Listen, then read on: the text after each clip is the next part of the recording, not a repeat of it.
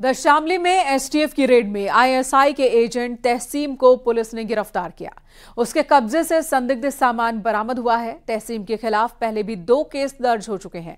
आरोपी तहसीम आतंकी कलीम का ही भाई है। पुलिस के मुताबिक तहसीम पाकिस्तान आता जाता रहा है और उसके पाकिस्तानी हैंडलर से सीधे संबंध रहे हैं।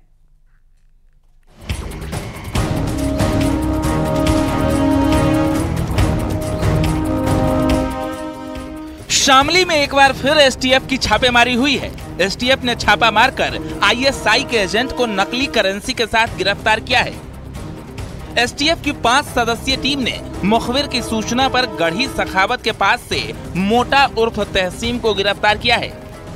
उसके पास से संदिग्ध सामान बरामद हुआ है। तहसीम के खिलाफ पहले भी 2 केस दर्ज हैं। पुलिस को काफी समय से तहसीम की तलाश थी। आरोपी तहसीम आतंकी कलीम का भाई है। पुलिस के मुताबिक तहसीम का पाकिस्तान आना जाना रहा है। उसके पाकिस्तानी हैंडलर से भी संबंध रहे हैं। पूछताछ के दौरान इसने बताया कि ये और इसका भाई जो कलीम है, ये पाकिस्तान आते जाते रहते हैं तथा वहां इनकी मुलाकात आईएसआई हैंडलरों से हुई, जहां इन लोगों को ये लालच दिया गया कि हम तुम्हें आवश्यक संसाधन, पैसा तथा कुछ असलाह इत्यादि देंगे और उसका उपयोग आप भारत में विभिन्न जगहों पे विध्वंसकारी घटनाएं कारित करने में लगाएं तथा यहाँ जगह जगह सांप्रदायिक सौहार्द को बिगाड़ने की कोशिश करें। एसटीएफ ने कलीम के भाई तहसीम को भी आतंकवादी गतिविधियों और आईएसआई का एजेंट होने के आरोप में गिरफ्तार किया है।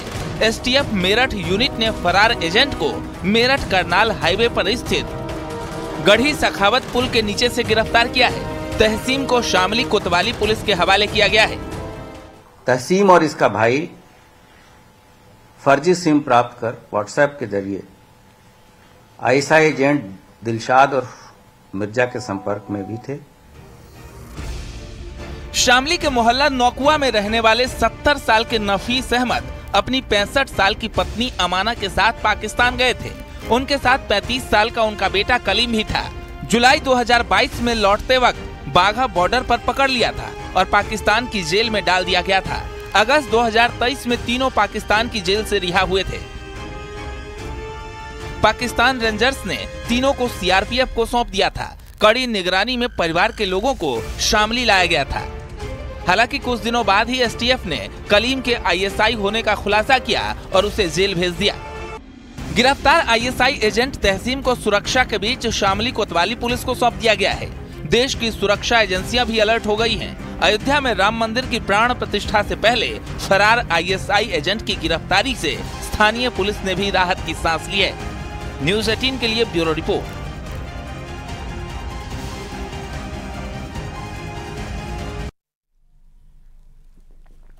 भदोई में एंटी करप्शन की टीम ने एक लेखपाल को रिश्वत लेते रंगे हाथ गिरफ्तार किया। आरोपी लेखपाल दशरथ कुमार 5,000 रुपए की रिश्वत ले रहा था। रामचल राजभर ने एंटी करप्शन की टीम से शिकायत की थी। लेखपाल दशरथ कुमार पर जमीन आवंटन एवं आख्या देने के एवज में रिश्वत मांगने का आरोप है। क्या नाम है?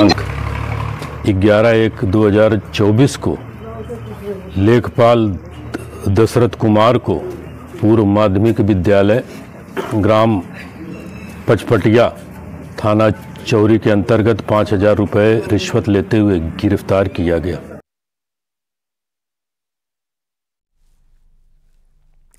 सिद्धार्थनगर में ज्वेलर्स की दुकान को चोरों ने निशाना बनाया। दुकान में रखी करीब 15 किलो तिजोरी चोर अपने साथ ले गए।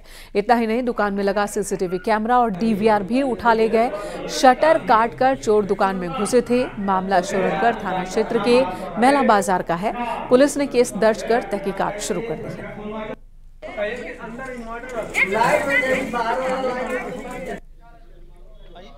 आज दिनांक 11/1/24 को थाना शोरगढ़ क्षेत्र के महला बाजार में स्थित एक ज्वेलरी की दुकान पर चोरी की सूचना प्राप्त हुई।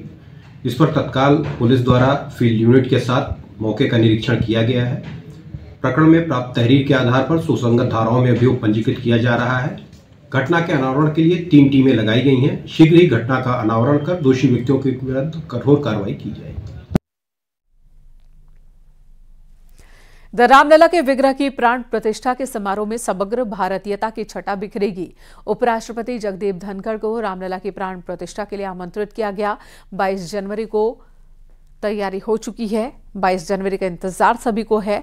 रामनगरी अयोध्या, जिसमें रामोत्सव पूरी तरह से हर तरफ रंग देखने को मिल रहा है। सुरक्षा व्यवस्था चाक चौबंद कर दी गई है।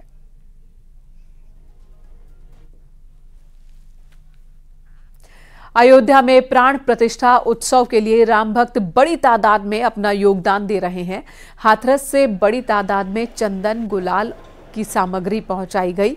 कारोबारियों को उम्मीद है कि आम लोगों के लिए प्रभु श्री राम के दर्शन खुलने के बाद इसकी मांग और बढ़ेगी। चंदन की लकड़ी से चंदन पाउडर और टीका तैयार किया जाता है। धार्मिक स्थलों पर हाथरस से ही इसकी आपूर्ति होती है।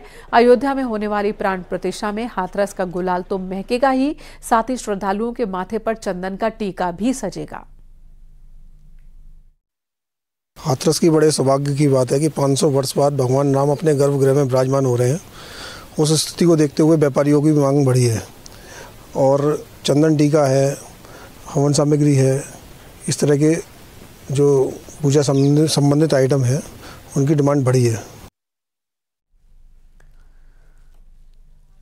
द रामनगरी अयोध्या में 22 जनवरी को होने वाली प्राण प्रतिष्ठा के लिए सुरक्षा व्यवस्था के भी कड़े बंदोबस्त किए जा रहे हैं। सुरक्षा को चौकस बनाने के लिए नया घाट चौकी पर एंटी ड्रोन सिस्टम लगाया जाएगा।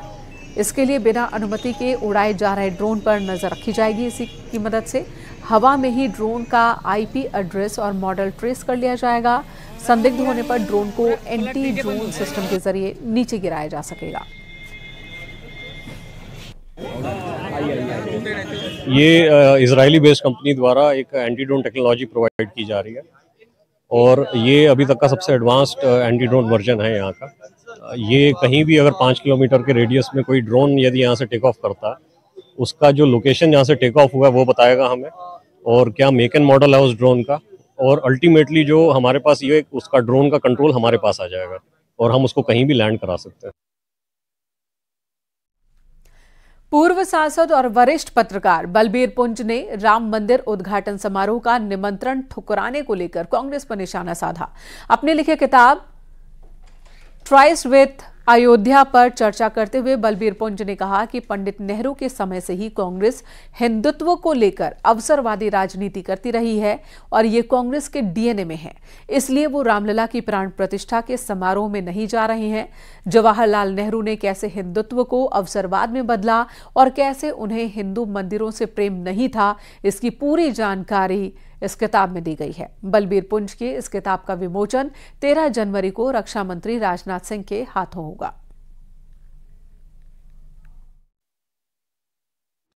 अयोध्या के ऑथर बलबीर पुंज साहब हमारे साथ हैं। सर, इस किताब को लेकर क्या मुख्य बातें हैं और क्या कुछ कहा?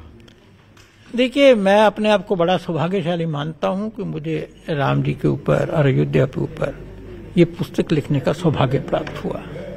मैंने जब इस पुस्तक के बारे में लिखने से पहले अध्ययन करना शुरू किया तो 3-4 बातें ध्यान में आई। एक तो ये ध्यान में आई कि आजादी के बाद इस सारे विवाद को बहुत जल्दी सुलझाया जा सकता था।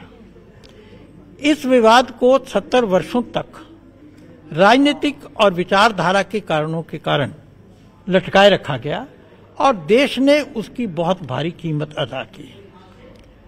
1949 22 दिसंबर 23 दिसंबर के बीच में मूर्तियां प्रकट हुई, जिसके बारे में 2 राय हो सकती हैं। कुछ लोग उसको दैवी चमत्कार मानते हैं और कुछ लोग मानते हैं कि वो रखी गई थी। जब कोर्ट ने वहां पर 29 दिसंबर को सेक्शन 145 में प्रोसीडिंग शुरू की और कहा कि रामलला की मूर्ति वहां रहेगी और उसकी पूजा अर्चना होगी, जो भी मंदिर का प्रोटोकॉल होगा, तो किसी मुसलमान ने आपत्ति नहीं की। ना केवल आपत्ति नहीं की, कम से कम 12 मुसलमानों ने, स्थानीय मुसलमानों ने एफिडेविट देके कहा कि ये राम मंदिर था, यहाँ पे हिंदुओं का ही क्लेम है और हम तो 1934 के बाद कभी वहां गए नहीं अब ये स्थान मस्जिद नहीं है, हम अपना कोई इस पे क्लेम नहीं रखते और यहाँ इस जगह का उपयोग जो हिंदू भगत हैं जैसे करना चाहें करें। तो विवाद तो था ही नहीं कोई भी। और वहां पे जो आंदोलन करने वाले लोग थे, बाबा राघव दास कांग्रेस के नेता थे, एमएलए थे, गांधीयन थे, हिंदू महासभा थी, जनसंघ का जन्म भी नहीं हुआ था, राष्ट्रीय स्वयंसेवक संघ की वहां ज्यादा उपस्थिति नहीं थी और सारा समाज सिविल सोसाइटी चाहती थी मंदिर बने, परंतु विचारधारा के कारणों और एक कंटेम्प्ट फॉर हिंदू जो नेहरू जी के मन में था, उसकी वजह से ये विवाद लटका रहा। और जितने कारण बताए गए कि मंदिर नहीं बनना चाहिए, सुप्रीम कोर्ट के 5 जजों की पीठ में, जिसमें एक मुसलमान जज भी थे, उन्होंने सर्वसम्मति से कहा कि ये सारे के सारे तर्क झूठे हैं और झूठे तर्कों से मंदिर के निर्माण को रोका जा रहा है। और उन्होंने एक सर्वसम्मति से निर्णय करके वो भूमि दी कि भाई यहाँ पे मंदिर का निर्माण हो। तो नेहरू जी ने जो बीज बोया उसी पेड़ पर शायद कांग्रेस चल रही है। वो कह रही है कि हम उद्घाटन में नहीं जाएंगे। अब उसका राजनीतिक फायदा क्या होगा ये तो कांग्रेस जाने, लेकिन कांग्रेस ने बाइकआउट किया। कांग्रेस ने तो राम और राहुल के बीच में से राम को छोड़ा और राहुल को पकड़ा, क्योंकि वायनाड की सीट से राहुल को जितवाना है। वहां पे 55% वोटर जो हैं वो नॉन हिंदू हैं। कांग्रेस उस रिस्क को ले नहीं सकती और पूरे देश में कांग्रेस के लिए वायनाड के अतिरिक्त कोई सुरक्षित स्थान अवेलेबल नहीं है और इसलिए उन्होंने ये निर्णय लिया। तो लगता नहीं कि कांग्रेस अवसरवादिता की राजनीति करती है हिंदुइज्म को लेकर? अवसरवादिता की राजनीति भी करती है, उसके साथ साथ इनबिल्ट कंटेम्प्ट है हिंदुइज्म के बारे में, इस वजह से करती है। सपा भी अब पीछे हो रही है, कह रही है कि हम नहीं जाएंगे। अखिलेश यादव अभी फिलहाल नहीं, अखिलेश का तो समझ में आता है क्योंकि 30 अक्टूबर 1-2 नवंबर को जो अत्याचार कर सेवकों के ऊपर, मैंने उसका काफी विवरण दिया है अपनी किताब के अंदर, तो पूरा तो उनका जो सपोर्ट बेस है वो तो मुसलमानों का ही है और उनको लगता है कि अगर राम जन्मभूमि पे जाएंगे तो वोट बैंक खिंच सकता है। सारे के सारे इसी में है कि मुसलमान वोट बैंक को पकड़ के रखें। सर, महात्मा गांधी राम को लेकर आगे बढ़े, लेकिन नेहरू जी उसी से पीछे हट रहे हैं। क्या लगता है, क्या है? नहीं, देखिए, महात्मा गांधी तो राम नाम के साथ ही जीते थे। उन्होंने राम का नाम लेके ही पूरे देश को स्वतंत्रता आंदोलन के साथ जोड़ा और जब उनको गोली लगी तभी उनके मुंह पे राम नाम था और उनकी समाधि पे भी हे राम लिखा हुआ है। तो साफ तौर से बलबीर पुन साहब की जो किताब है टेस्ट विद अयोध्या, इसको जरूर पढ़ें। इसमें बहुत सारी चीजें ऐसी लिखी हैं जो फिलहाल कांग्रेस या और भी बहुत इतिहास अयोध्या से जोड़कर इंटरेस्टिंग फैक्ट आपको मिलेंगे कि आखिर क्यों कांग्रेस पीछे हट रही है, उसके पीछे की वजह क्या है। और शायद यही वजह बलबीर साहब ने अपनी किताब में दिया है, जिसको जल्द ही आप लोग भी पढ़ेंगे। कैमरामैन प्रहलाद के साथ सुशील पांडे, न्यूज़ 18 दिल्ली।